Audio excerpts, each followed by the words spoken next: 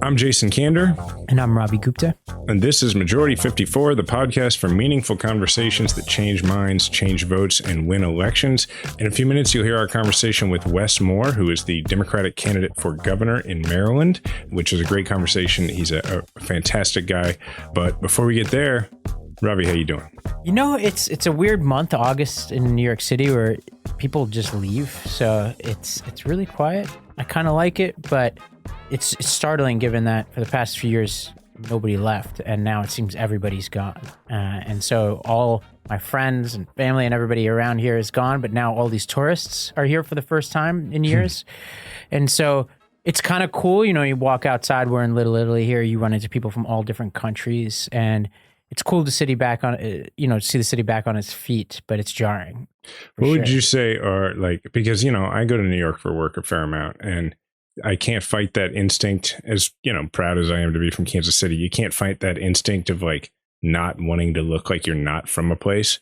So other than like the people with the big I Love New York t-shirts that they clearly just bought or like whatever, like what are the biggest tells of like, oh, this person is visiting? Oh, it's easy. Yeah. Just how you walk down the sidewalk. Like certain people, it's just like you stop, you get slow, people, the way they get on the subway and get off the subway train, for example, like a New Yorker knows that in a busy subway train, even if it's not your stop, you get off so you can let everybody out so that you can get back on. But somebody who doesn't know the city will kind of stand there and block people because they're worried they might not be able to get back on the train or whatever. Yeah, so it's like a rhythm thing. If I had the courage to try the subway, that's what I would do. But it's mostly like a rhythm thing. The neighborhood I live in and also where my office is like the busiest area for tourists outside of like Times Square. So you just learn to love them. They're good for the area. They're generally very, nice. And I always think about the fact that most of these tourists come here, they can speak English, whereas I go to their countries, I can't speak any of their languages, and they're usually really nice to me when I go to their countries, even though I can't speak any of their languages. So the least I can do is be polite. So I absolutely clog the sidewalk when I'm in New York. Like I can be there for work and I can be going to a business meeting, and my pace that I walk, the pace that I speak is just not, it's just very Kansas City, I guess. Well, it's why this podcast works. You're kind of the baritone who kind of, keeps the pace manageable for the audience. And I just speak super fast Ben Shapiro style. And somehow it creates music, Jason. It does. It creates beautiful music. All right. Well, with that said, let's talk some trash. Tee up this hilarious thing that happened this week. I can't even believe the story. So we're recording this on Tuesday. So we do not yet know the results of the Missouri Republican primary, but safe to say one of two Erics will win the primary for GOP Senate. And the two candidates, we have a lot of Missouri listeners, but for those who aren't paying close attention to this, former Governor Eric Greitens and then Attorney General or State Attorney General Eric Schmitt are the two frontrunners for the GOP nomination. It looks like Schmitt is leading in the polls, but by the time you listen to this, you'll know who won. But a lot of people thought Eric Greitens, just because of his personal history and scandals and his just unabashed embrace of Trump and shamelessness, was going to get the Trump nomination. Trump sends out a press release last night, so this is Monday night, saying he endorses Eric, in all caps, for the nomination. Now, just to remind you, both of these candidates are named Eric. Now, at first I texted you this thinking, all right, mistake. Wow, what an epic mistake by Trump. This is like in the pantheon of Trump mistakes. But Politico released an article, I think pretty persuasively demonstrating that this was intentional. Trump didn't want to pick. And I think that's pretty much confirmed given that we're recording this a full day later almost, and he still hasn't walked it back. So I don't even know what to make of this, Jason. What is your take here? I took this as with like about 12 hours to go before polls opened in Missouri, Donald Trump weighed in to let us know that his preference was that we talk about him. These guys spent the last year preening and making every trip they could to Mar-a-Lago and kissing his ass like it was made of cheese. I mean, like, I don't really, I'm so bad at analogies. I'm now like, I have the greatest hits of made up analogies. Like nobody kisses cheese. Yeah, we kiss cheese. Yeah. But whatever, we're going to stick with it. Like it was I don't know. But anyway, for him to just completely punt at the end is hilarious. I mean, at the dinner table in our house, we don't talk about politics much at all. Like it's just, True's 8. Like it's not interesting to him. But last night I told him about this and he thought it was so funny. Like I had to explain what an endorsement was. I had to explain all this stuff. And I had to explain how like these two guys worked really hard. And then Trump endorsed Eric. And True's like, which Eric? And I'm like, just Eric. Nobody. And he was like, he thought that was the funniest thing. And it is hilarious. Not because like, oh, Trump's such a funny guy. It's hilarious because these guys deserved it. Yeah, I'm kind of with True that this is funny. Now, to be clear, if you're, longtime listeners to this podcast, I don't like Donald Trump. We're not saying, oh, what a hilarious guy. I also think that who the senator is from Missouri is really important. With that said, this is really funny. And I don't know what to do. I don't know what to do with the fact that this is funny. Like, I was talking to people in the office today. I'm like, look, like if this were just on a TV show and this weren't real life, this would be a really funny gag, like a Veep or something. Oh, it's like, it's straight out of Veep. Yeah. And so this is a thing with Trump we've talked about, and our audience hates this sometimes when we say this. He can be funny sometimes. He's a horrible person, but this is really like, and I don't have any affection for the two people who are the victims of his humor here. So it's weird. I have mixed feelings about laughing at this, but well, that's why it's funny. It's because you have no effect, because all of Trump's humor is cruel. It is always at the expense of someone else. Right. And so when we find Trump funny, it is when he is being cruel to someone we don't like. And in this case, he's being cruel to two people that we don't like. It's weird for me because it's two people that I know quite well, who I used to like. And now I don't. But that's the common story anymore with these folks. But so what also, to add to the humor, since this is the Talking Trash segment, what happened afterwards is exactly what you would have expected, which is they both had to figure out what to do with it. So, of course, they both did what you would expect, which is they both hurriedly put out emails and texts and social media graphics that say, Donald Trump endorsed me. Didn't mention the other guy, of course. And, because what else do you do? There's nothing else you can do. Excuse my language here, but Trump is a huge dick. He called these two guys up, each, according to Politico, called each of them up, told each of them he was giving them an endorsement, and apparently didn't mention the fact that he was endorsing both of them. I mean, like, this is the thing about being like, this is true of Josh Hawley. This is true of the two Erics. This is true of anybody in his circle, is that you lose your dignity in the process. Right. It's required. This is the ultimate version of that. You have to turn in your dignity if you want to be in the circle. And that's what he's doing here, right? Is he's like, I'm going to do this and you're going to say, thank you. You are going to, well, here's another bad analogy. I'm going to put this shit in a bowl and you're going to eat it and thank me for it, right? Like, I don't know if that's an analogy or a metaphor, but it's pretty gross. But anyway, so, I mean, that's what he's doing. I think it's a metaphor, yeah. Yeah. And then whoever wins is going to have to thank him for his endorsement. Well, it's a cowardly act by Trump too, because it's like when a politician says they're a Yankees and a Mets fan. Sorry, right. Hillary. No, it's exactly right. It's what he wanted to do was he wanted to endorse Greitens. It's pretty clear. Steve Bannon has endorsed Greitens. Donald Trump Jr. has endorsed Greitens. Rudy Giuliani has endorsed Greitens, right? And also Greitens is a sociopath who treats women horribly. Like he's Trump. And I think that's what he wanted to do. But the establishment has been they've just been unloading both barrels against Greitens lately in super PAC ads because they don't want him to be the nominee, because they're worried that if he is, that he could lose. And so Schmidt has climbed in the polls as a result. Really what's happened is Greitens has fallen in the polls. And so Trump wanted to endorse Greitens, but he looked at it and was like, it's pretty late in the process. If I endorse him now, he might lose. I'll just endorse both. Is what he did. That's what he punted.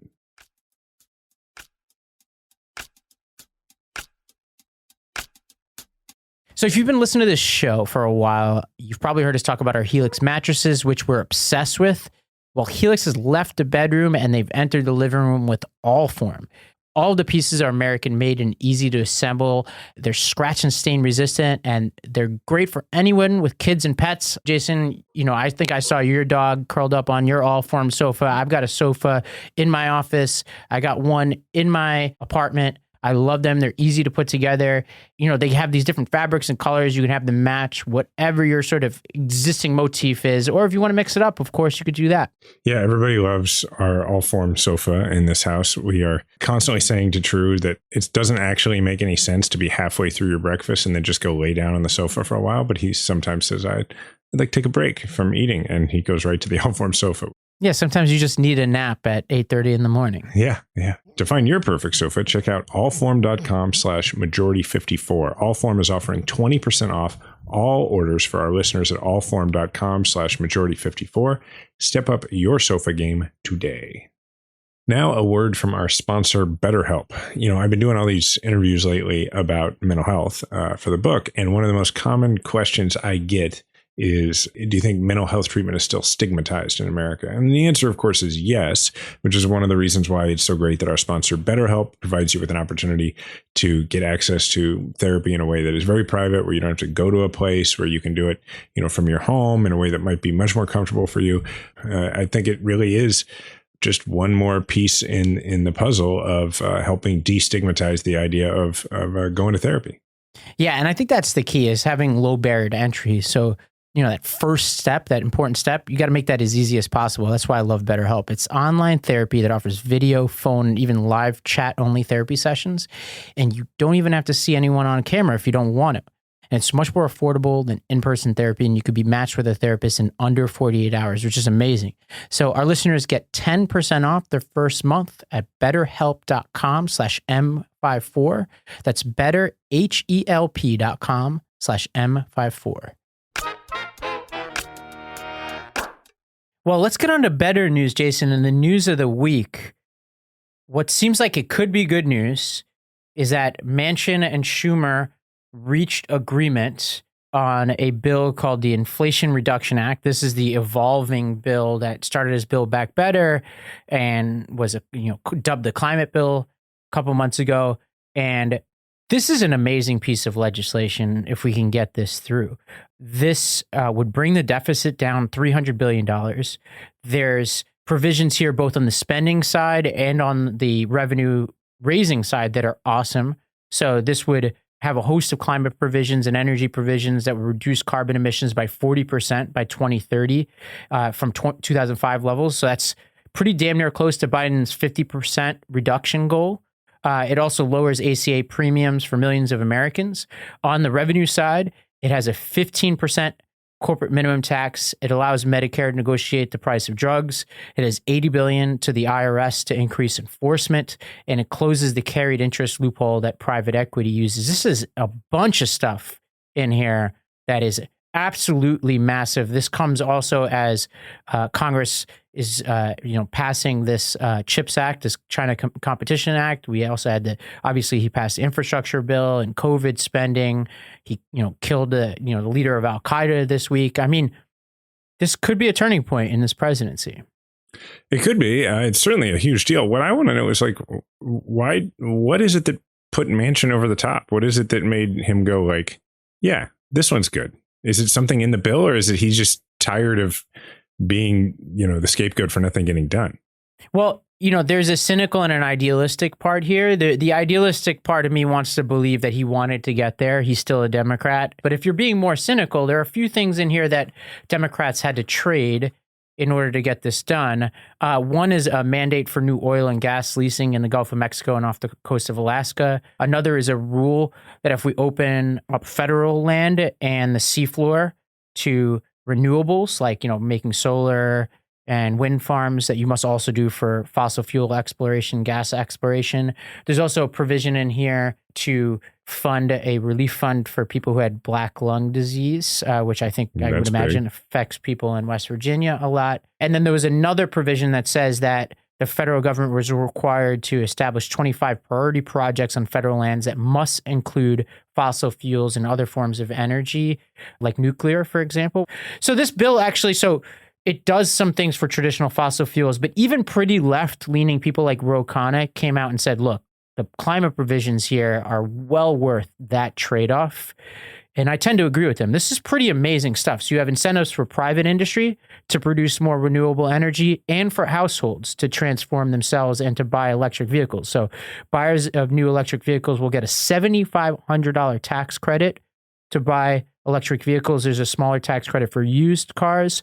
They replace this really clunky system that used to incentivize investment in renewable energies now with a much more streamlined system. Even like pretty conservative people, so like the economists at the University of Chicago and this group called the Rhodium Group, which is an energy trade group, estimate that this bill will create $1.5 trillion in economic surplus while eliminating 5 billion tons of carbon pollution. And they say this is like a cost-benefit ratio of 3-to-1, which is very jargony. Essentially, it's double the cost-benefit ratios of most things they ever see in legislation. So they're like, yeah, this is good legislation.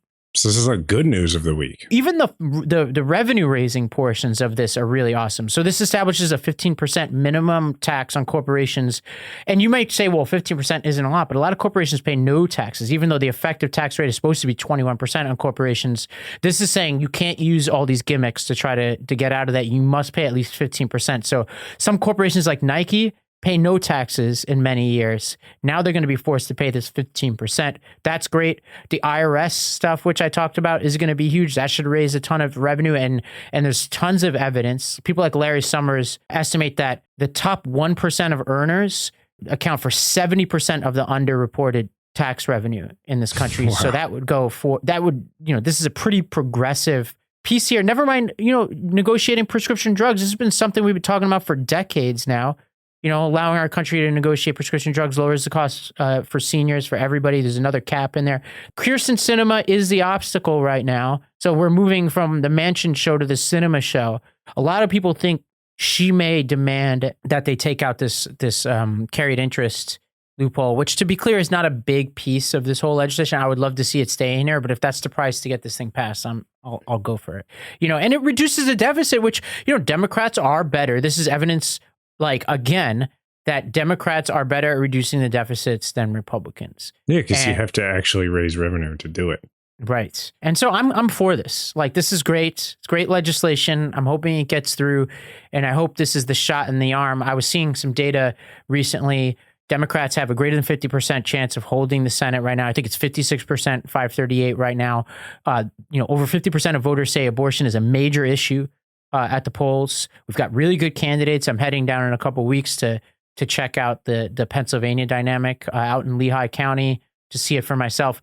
I think that this whole midterm could turn out slightly better for Democrats, if not significantly better than the doomsayers say. The House, once again, is going to be tough, but governor's races, Senate races, I think we've got a decent chance of outperforming expectations, and I think this bill will be part of a positive narrative.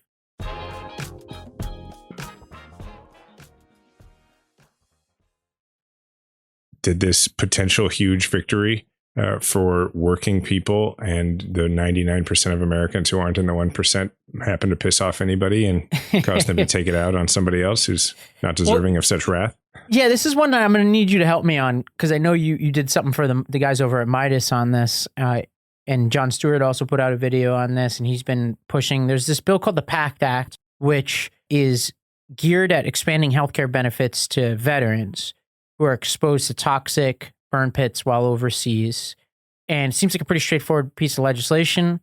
It seemed like there was bipartisan support for it.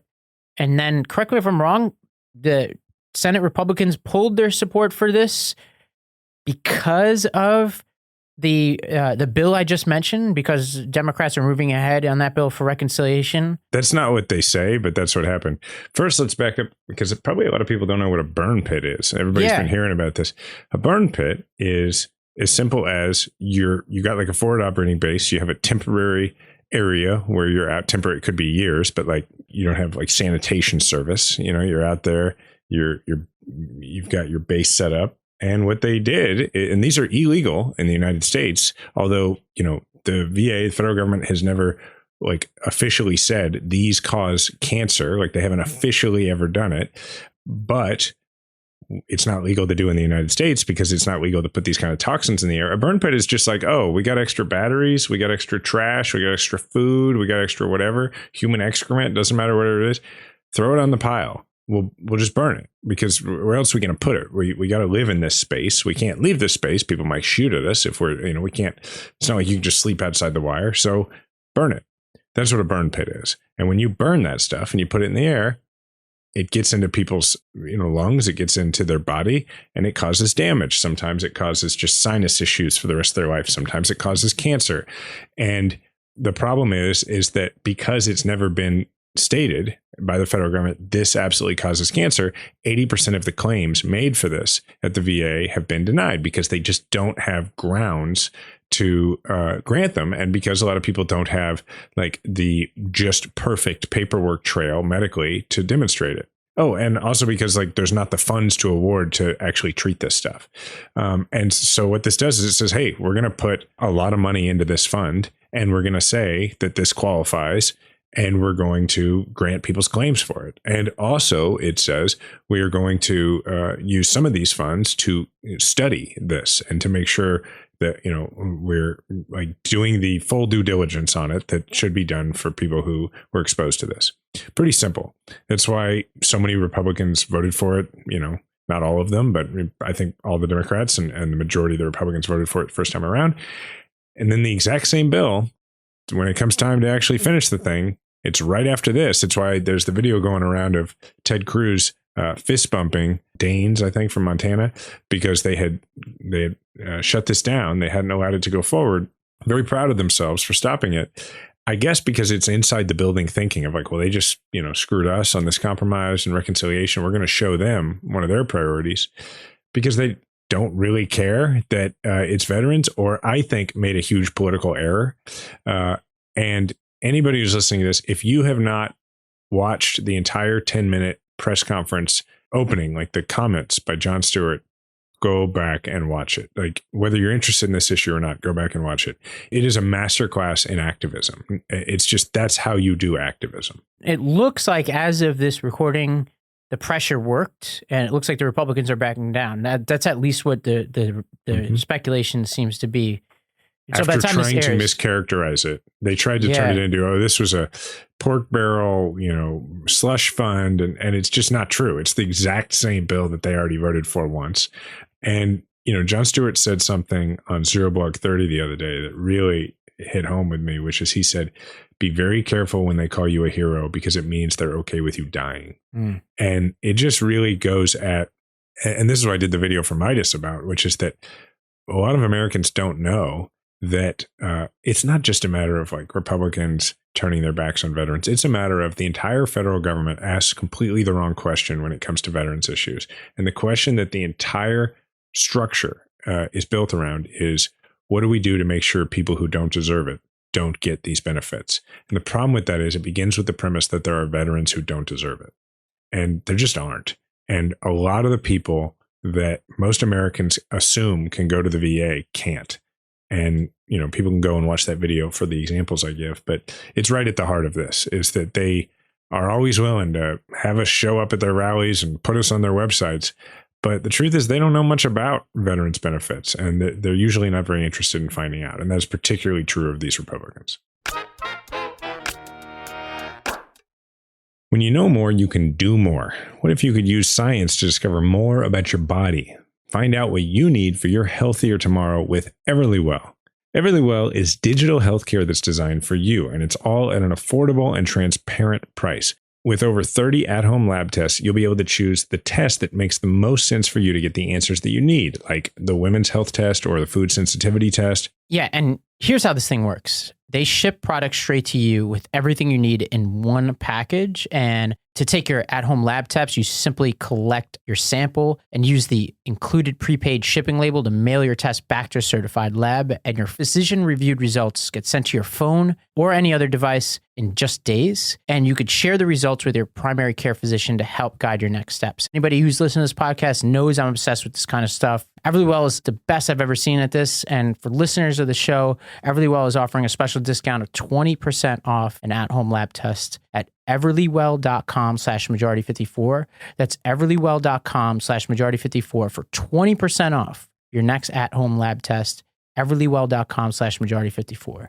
AG1 is how I start my day every day. It has usually been how Diana starts her day every day, but she has started this new practice where instead of taking it in the morning, she started drinking it right after lunch. It's because what she's usually done is right after lunch, she gets a little tired and then she'll drink some coffee. She realized that if she waits, and because she usually has coffee in the morning, so she has her coffee in the morning, but instead of then having her athletic greens or having them right before, she waits and she has athletic greens right after lunch. She doesn't need the second cup of coffee, so it's been really good in helping her cut down on caffeine. Well, that's a good idea. And with one delicious scoop of athletic greens, you're absorbing 75 high-quality vitamins, minerals, whole food source superfoods, probiotics, adaptogens to help start your day right. It's a micro habit with big benefits, something you can do every day to take care of yourself. So Athletic Greens is going to give you a free 1-year supply of immune-supporting vitamin D and 5 free travel packs with your first purchase. All you have to do is visit athleticgreens.com/majority. Again, that's athleticgreens.com/majority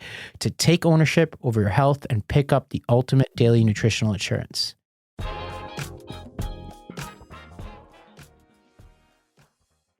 Well, we got one more quick story here, Jason. It's a pretty depressing one. This is ostensibly a sports story, but it's really about much more than that. It's about sexual assault and it's about labor.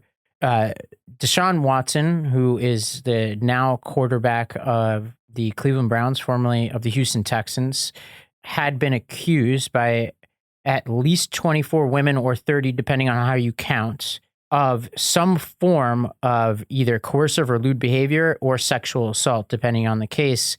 And this is going back for a couple of years. And he had been subject to an NFL investigation and a hearing due to like the collective bargaining agreement between players and the NFL. The NFL was seeking an indefinite suspension. The Browns were defending him, as were the NFL Players Association, trying to get a much lower sentence. They're fighting it. And there was a former federal judge. She came out with her decision this week saying that he would get a 6-game suspension. And I think this led to a lot of outrage from around the NFL and from around the country, from people who were just appalled by this because, people like Calvin Ridley, who is a wide receiver for the Falcons, for example, got an entire year suspension for betting $1,500 on a game in which he didn't even play. And here's a guy who... On his team to win. Yeah. Not like against his team. Right. And so there's a lot of people saying this is insane and that this is a black mark on, a game that we love in NFL. What was your impression of all of this? Well, a couple of things. One, I think it's important to acknowledge that the Players Association, look, they're a union, and part of the deal with the union is you're supposed to advocate for your members, right? So like, I'm not going to give them too hard of a time because that's kind of their job, right? Now, like I would prefer that they would kick Deshaun Watson to the curb. But when you do that, you put yourself in the position of like, where are you going to draw the line? Like, you represent all your members, right? So it's irritating. They did. The most egregious example of this I found was they defended Aaron Hernandez, who murdered multiple people. Which obviously, longtime listeners know I have some feelings about labor that might deviate from some Democrats, but this is one of those moments where it really comes up. But I mean, I'll just say, if you're going to have a standard, you have a standard. Like, I appreciate that. But who I don't think should get any kind of pass is the Cleveland Browns, because what the Cleveland Browns did here is even more disgusting and cynical, because what the Cleveland Browns did is they picked up Deshaun Watson and they structured his contract in such a way that he's supposed to get $1 million in the first year and like $1 gazillion in the second year. And the reason they did that is because they actually thought he was going to get suspended for the entire first season. So they just made it where he would literally lose $1 million and then still have this, pot of gold waiting for him. And what ended up happening is he's not going to lose like any money. Right? He's going to miss $350,000 in like a $200 million contract. Yeah. And I think the language in the contract was even worse because I tweeted out what you said yesterday. Somebody corrected me today saying it's almost irrelevant what I tweeted about the structure of the contract because the language of the contract says even if suspended, they have to give him the money. Yeah. So I don't even understand how these contracts work, but like, man, that's crazy. And there was a press conference when they rolled out Deshaun Watson. The owner of the Cleveland Browns was asked about the allegations.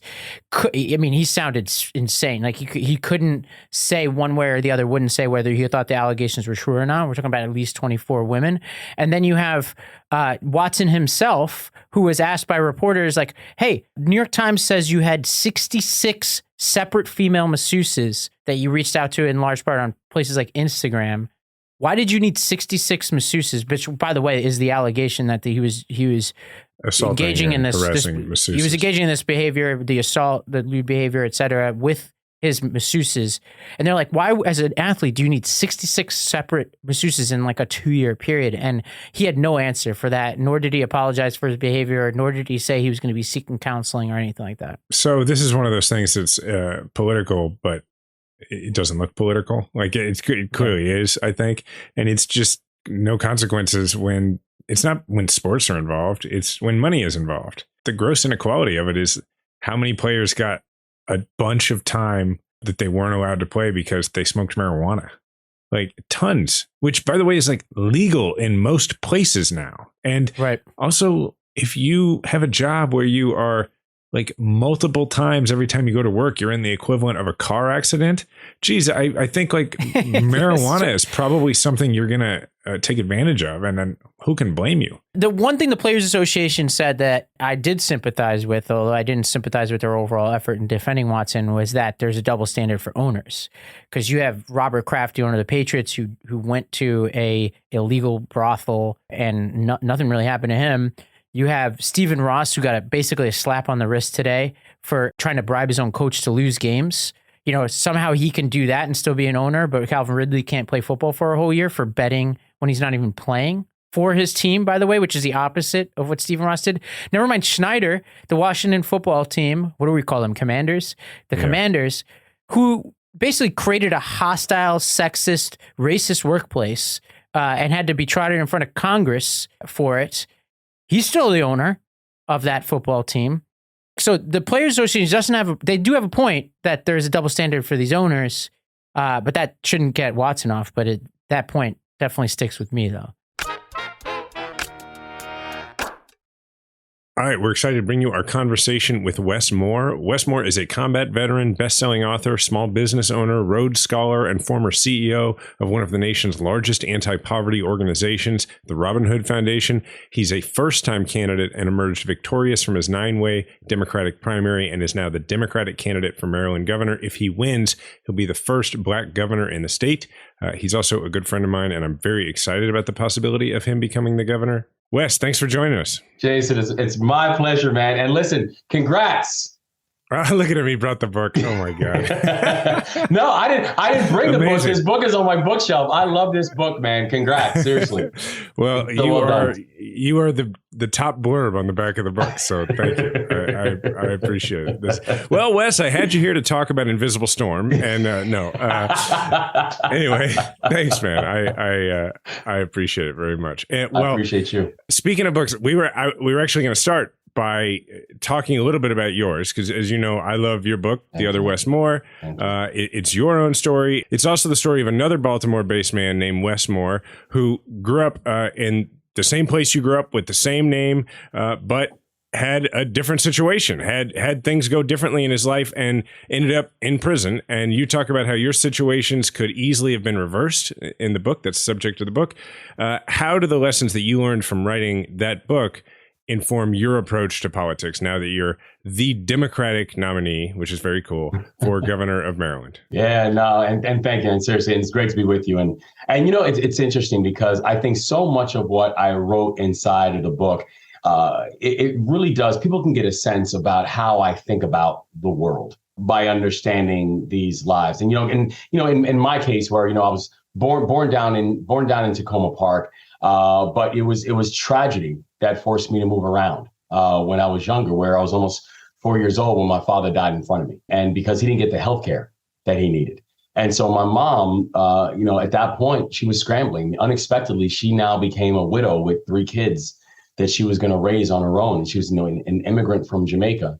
And so she had us to go live with my grandparents. And you just saw how there wasn't that level of, there was nothing about stability that really underscored my childhood. And you see the same thing with Wes, where this is a guy who moved around a lot when he was younger, from Baltimore City, Baltimore County, and because uncertainty and instability were constants that you saw within these lives. And so when I first learned about Wes, the more I learned how much more we had in common than just our name. And so the thing that I really took from that experience, that story, learning about Wes, writing this story and how it kind of dovetails into this political race, is just how thin that line is between our life and someone else's life.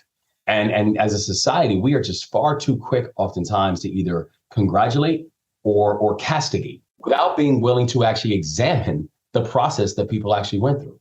Yeah, and Wes, I used to be a school principal. We used to have our kids read that book. I imagine that, I'll ask you a question I asked Jason when he just got back from the first 2 weeks of his book tour. Was there a moment when you're out there talking about your book where a kid went up to you and said something really surprising and memorable to you? Literally some of the best conversations I had were with students. And I remember there was a student who, God, this must have been 6, 7, 8, maybe 8 years ago. And he was you can tell he was just shy and tepid as he came up. You almost could tell that the question that he was asking was because it was a personal question, like it was his question, but he didn't want to make it seem like it was his question. And he got up and he was just like, are some decisions more important than others? I mean, it was the most simple question, but you could tell he was asking for a reason. And I remember thinking about it and pausing and looking at him. And I thought so. And my answer was, I think the answer is yes. The problem is, in the moment, you don't know which ones are which. You don't know which important, like, is that decision going to be one that is going to help shape the rest of my life? Or is that decision that 5 minutes later is going to be an irrelevant decision? And the thing is, we will go into decisions sometimes like thinking like this is a really important decision and it has zero relevance on the rest of your life. And there's sometimes you just think a random decision to go here instead of going there, to go down this street instead of going down that street. Well, it is funny. Like, I remember really at one point thinking that whether I got into Georgetown Law School was going to make or break my life. And it like helped me get my first job, which I didn't enjoy and didn't do for very long. And then it's never been relevant since. That's right. So that's I exactly sweated right. it for like a year, So that's completely right. All right. Political question that's not a policy question, but just like tell us about this race. Tell us about the politics going on there, because I've been saying to people, I said it last week on Twitter, I've been saying it to whoever asks, because people always ask me, they say, well, who's out there who you're excited about? And I always talk about you, and now that's why we're having you on the show, because I want to introduce you to everybody. But like, we should start with like what's going on in the race for governor of Maryland. Like, we're running against a Trump guy.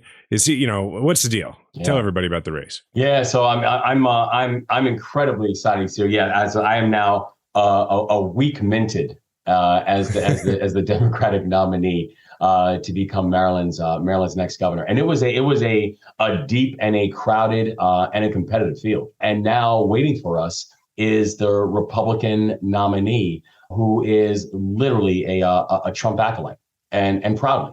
Where, I mean, this is a person who very, very openly pledges his allegiance to Donald Trump. This is a person who literally on January 6th didn't just help to bring buses of people or vans of people down.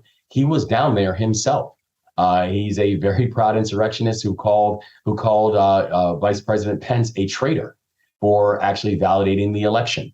This is a person who has tried to compare mental health care to for children to the Holocaust. I mean, he is literally. I mean, look, in his defense, no, just kidding. There is no way to finish that sentence. There's no way to finish the sentence, right? But I mean, so he's on such the extreme fringe of politics that oftentimes people will say, well, this isn't easy. This is a cakewalk. But here's the thing I ask people to remember. He's the Republican nominee. He won. He won his nomination. I am taking this so deadly seriously. This is a very clear choice that people in the state of Maryland have. And it really is. It's a choice between unity and division. It's a choice between a future that is truly built on hope and optimism and real concrete policies as to what we can do to move forward as a state versus this cynical policy and cynical politics of conspiracy theories. And so that's very much where Maryland stands right now. But I tell you, I'm proud of the path that we went through to win the primary, and I'm excited about what we're going to get done going into November. For those of us who haven't spent a ton of time in Maryland, we think of Maryland as a blue state, but it's had this Republican governor, which I know is it happens. You know, it happened in Massachusetts with Baker. Explain the politics of Maryland as you see it. I know just from the congressional districts that Maryland won is a fairly red district, or it was. I don't know what happened with the redistricting. What's the politics of Maryland like? And is the sort of the former governor an anomaly or a representation of something real out there? Well, because y'all haven't had a Democratic governor since 2010, right? I mean, we're 12 years now. Yeah, no. In the past 20 years, we've had a Republican governor for 12 of them. And when you think about what it is, because Maryland, in terms of registered voters in Maryland, it is about a 2-to-1 Democratic split, right? And so that's why people say, well, Maryland is one of the most Democratic states inside of the country. So statistically, that is true. And yes, not since 2014, Governor O'Malley, that we've had a Democratic governor. But the thing that we also know in that is that the messaging around what we're pulling together, we're focusing on the fact that far too many Marylanders don't see a pathway for them or their families to have a real measurement of economic security. We're focusing on things like public safety and ensuring that people can feel safe and should feel safe in their own communities, in their own homes, and in their own skin. People are looking and they're saying, you guys are campaigning in a lot of areas that there's not a lot of Democrats. And my answer is, yeah, but there's a lot of Marylanders. And I plan on being their governor too. These are issues that really go back to my background, which is, issues that you learn from people on the ground. I have worked in not just in communities, but with communities for my entire career. And that's just the way we try to frame out our campaign in this governor's race. So you're a first-time candidate, which, pretty good job. Like you won a 9-way primary for governor as a first-time candidate. What is the part that has surprised you because you've enjoyed it? And don't say being with the people, what I mean? Right. Like what has been the minutia that you've been surprised that you've enjoyed? And what has been the part that you've either been surprised or just been like, yeah, I could do without this part of just running for office? The part that is the hard and the frustrating, and this is probably not a new concept, new idea, it is the fundraising, right? Sure. It's just there's a constant drumbeat, particularly as a first-time candidate. Pretty much everybody else in the race, they had a built-in infrastructure. That meant we had to outwork everybody, and it meant we had to outraise everybody, right? In order to really make sure you're getting your message out. One of the most exhilarating things for me about it's how incredibly frenetic and beautiful the day is. You can never be bored by your day because you are going to spend your morning out having a breakfast meeting and walk around with a community organization that's focusing on violence prevention in one part of it, in one part of the state. And then you're going to head out and you're going to go have a meeting with crab pickers over in the Eastern Shore, and then you're going to What is a crab picker? Oh, we got to get you down here, man. I feel like I should intervene in this conversation because we're going to get Jason. He's getting his FOMO from his time running for office. No. I'm not. I'm actually this is bad for him. I'm actually like, this is bad for him. This all sounds terrible, both the good and the bad. But I do not. But I don't believe you. But I do like crab, and we're going to reach out. We have the best crabs in the country, bar none, and I will put that against anybody else. It's fun because you can sit there with friends, and you're out there with your newspaper covered tables, and you got a beer, and like it's a you get that weird mallet you thing. Can, yes, even though is that an amateur thing, the mallet?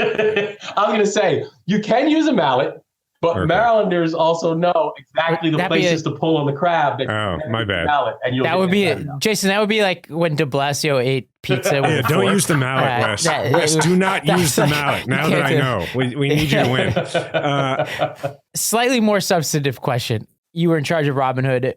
I love Robin Hood. I'm a lifelong New Yorker. What did you learn there about how to fight poverty that you think you can bring to government? Like, what are some of the programs or just ways of going about fighting poverty that are beyond the, hey, let's fund stuff, which I think we all generally think there could be more of. Is there anything where you're like, oh, wow, this is something we need to learn from in Maryland? I love the work that we did there because it was literally the idea of just like, it's find it, fund it, and scale it, right? Just find what works, put capital behind it, and scale its impact. So the model was simple in theory. And then we just really kind of took it to the next level in terms of really trying to use data to be able to identify what's working. So I love the fact that we were finding and funding and scaling some of the most important and powerful innovations that we've seen. And those are all ideas that we plan on taking to Annapolis.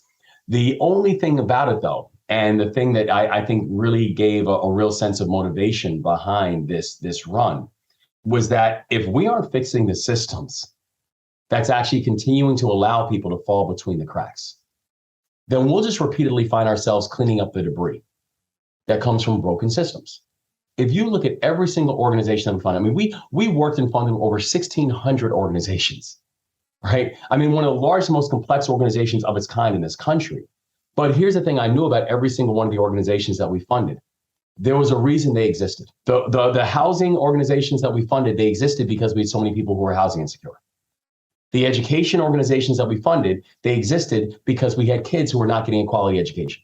I see part of the thing that we want to introduce is a new type of partnership between government, nonprofits, the private sector, community organizations, the people, right? How do we come up with a new framework of how we can all work together?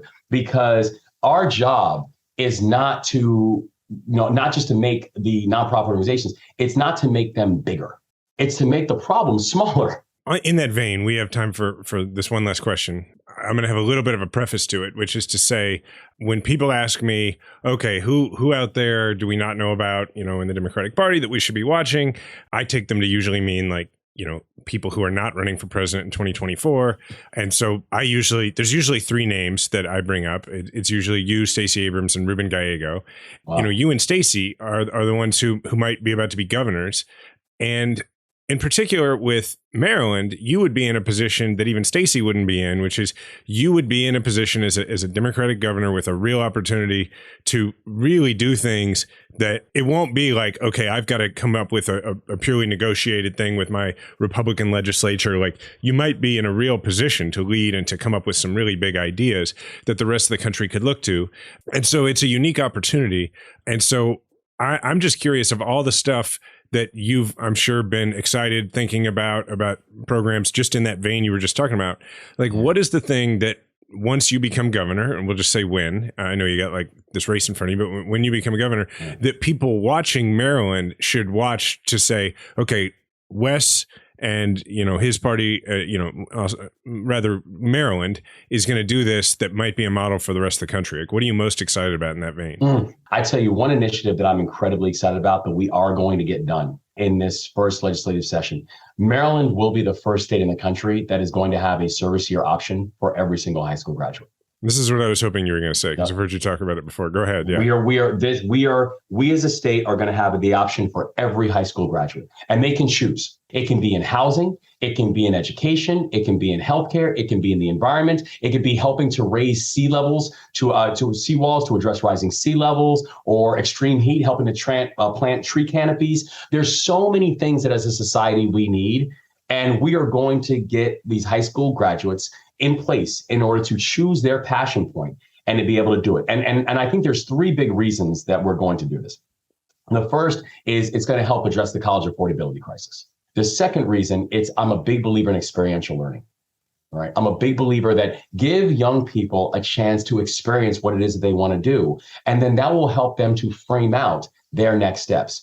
And the third reason, and you touch on this all the time, Jason, and I love that you do, this level of divisiveness and political vitriol that we have is so dangerous. I mean, it's going to cause, it's causing an implosion that, and frankly, is more dangerous than any explosion that we are going to see or feel. And I believe deeply that service is sticky. Those who serve together will generally stay together, and service will help to save us. And I saw it just this past week when we were down on Capitol Hill with a series of veterans advocating for the passage of the Pact Act. And if you look at the state of Maryland has over 6,000 veterans alone who are on the burn pit registry. So it was very personal for a collection of reasons that they got this passed. And I'm thankful that the Senate actually got this done. But when you looked at the veterans who were down there advocating and protesting, it was Republicans, Democrats, independents. It didn't matter. What did matter was this, that there were brothers and sisters in arms who were dying, and they need and they deserve support. And so you watched how our community rallied in a really beautiful way.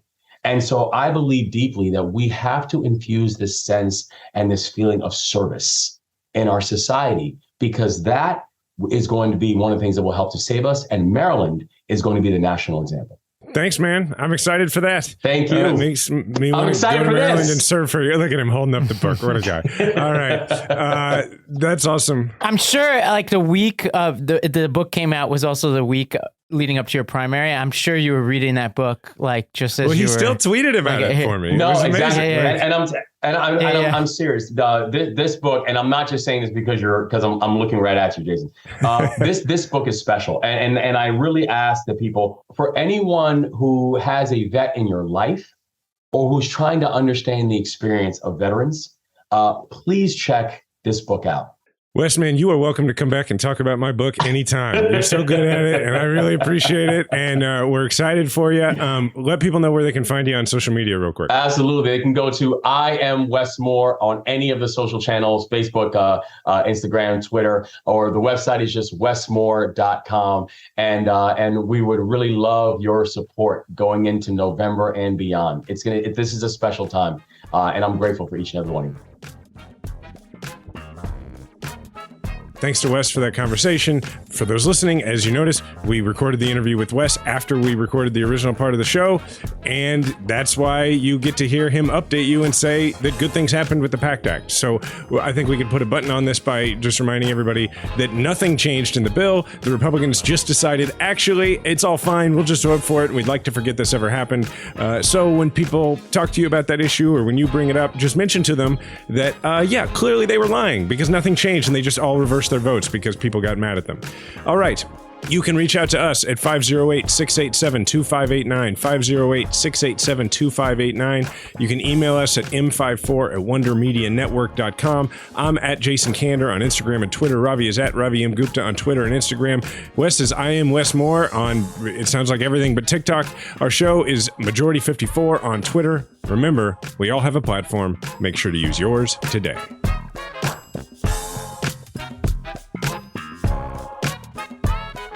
Majority 54 is a Wonder Media Network production. It's produced by Grace Lynch, Edie Allard, and Adeso Agbanile. Theme music provided by Kemet Coleman, and special thanks to Diana Kander.